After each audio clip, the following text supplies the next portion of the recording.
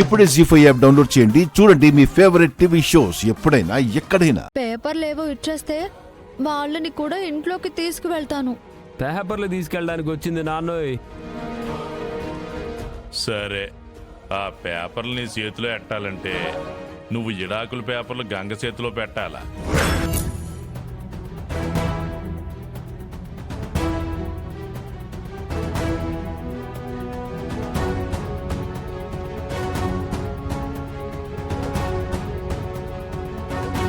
ఈ ఇంట్లో నీకు నీడ దొరకాలంటే తోడుగా ఉంటాననేసి తాళిగట్టిన వాడికి దూరం అవ్వాలా?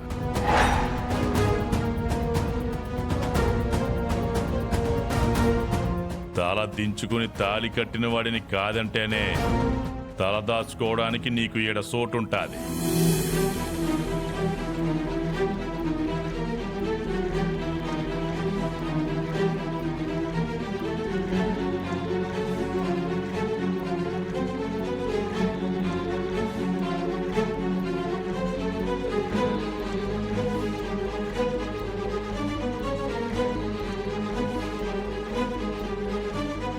ఇప్పుడు ఏం చేద్దామన్నయ్య?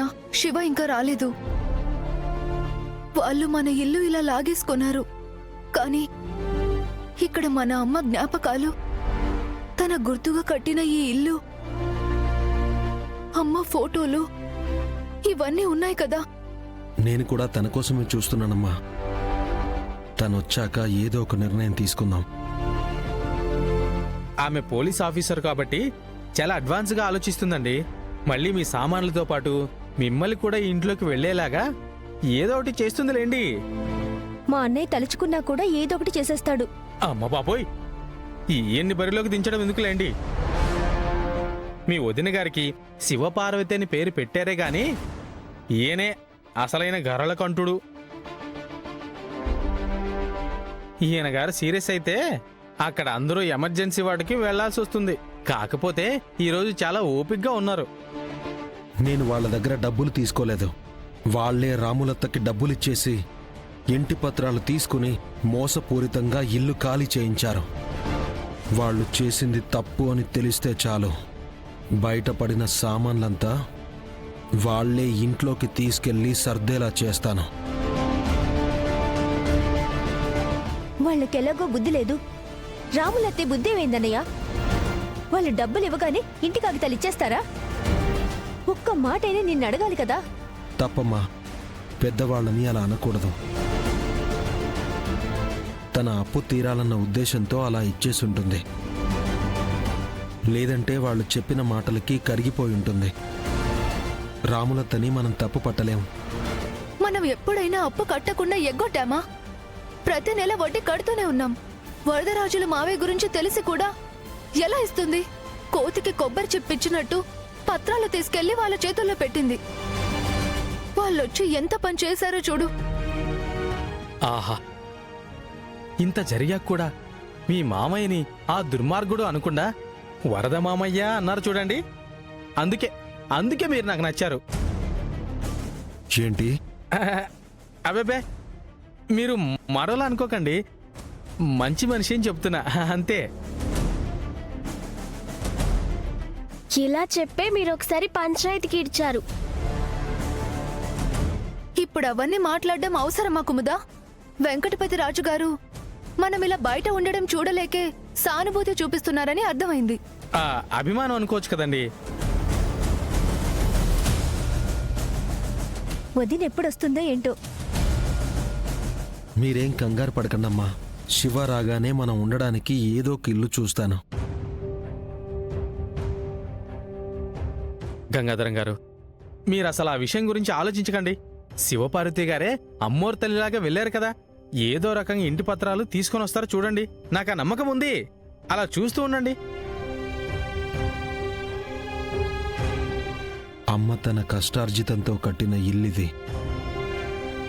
ఈ ఇంట్లో మళ్ళీ అమ్మ వచ్చేంత వరకు మనం ఉంటామనుకుంటే ఈరోజు ఇంటి బయటున్నాం. బాధపడకన్నయ్యా, వాళ్ళు మన కష్టాన్ని లాక్కున్నారు. కానీ ఈ ఇంటితో మనకున్న జ్ఞాపకాలని తుడిచివేయలేరు కదా.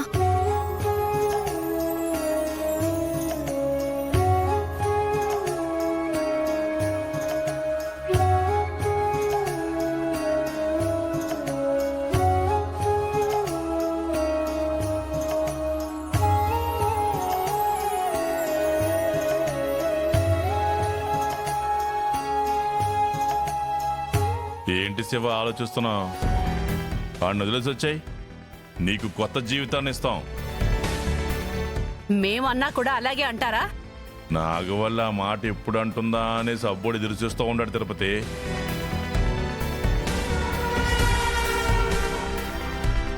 అదేదో ఇప్పుడే ఇచ్చేస్తే ఆ పనులేవో నాకుంటాయి కదా నాన్న, త్వరగా వెళ్ళి పని చూసుకోవచ్చు. సంతోషం తిరుపతి. రోజు నీ ఏడుపు గొట్టు మొహం చూసి చూసి నాకు కూడా విసుగొచ్చుండాది. విడాకులు ఇస్తానన్నా నాకేం అభ్యంతరం లేదు. ఇది వీళ్ళ పరిస్థితి. కాటికి కాళ్ళు చాపుకునే వయసులో కూడా కోర్టుకు వెళ్లాలనేసి ఉవ్వులుడుతున్నారు చూడండి.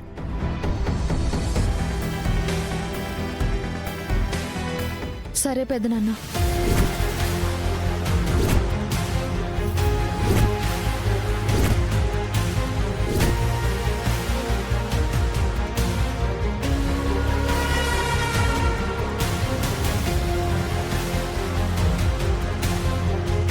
నువ్వంతగా ముచ్చట పడుతున్నావు, నేను కూడా అక్కడ చచ్చినట్టు పడుండలేకపోయాను.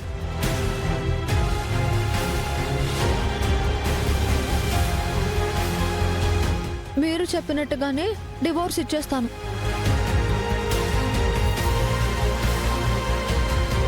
మరి నాకు కొత్త జీవితాన్ని ఇస్తారా? గంగ మీద కోపంతో నీ బాగోగులు పట్టించుకోలేదు గానీ ఒక్కసారి వాడి పేడ విరగడావని తర్వాత కష్టం నీ కనుచూపు మేరలో కూడా కానరాకుండా చేస్తాను.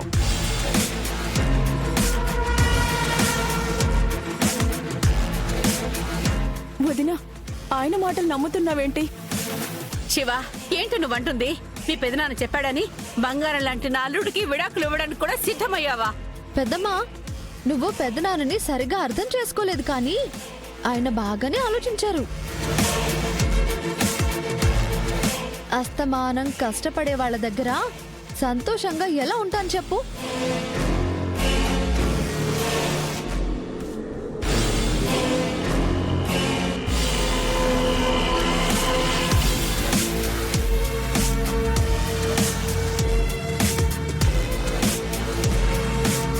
నువ్వు కూడా ఏంటి శివ వీళ్ళలో కలిసిపోయినట్టుగా మాట్లాడుతున్నావు?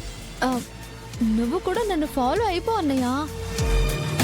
పెద్దనాన్నతో దేవరాజ్ అన్నయ్యతో ఏ గొడవ ఉండదు. వీళ్లతో గొడవ లేదు అంటే ఇక మనం సంతోషంగా ఉన్నట్టే. శివ మాటలు రుచించట్లేదు నాన్న, ఎక్కడో ఏదో తేడా కొడుతుంది.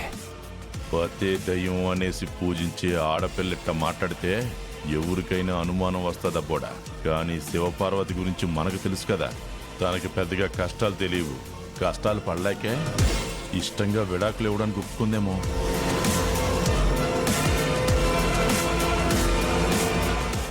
జీ5 యాప్ డౌన్లోడ్ చేసి అన్ని ఎపిసోడ్స్ పూర్తి ఉచితంగా చూడండి.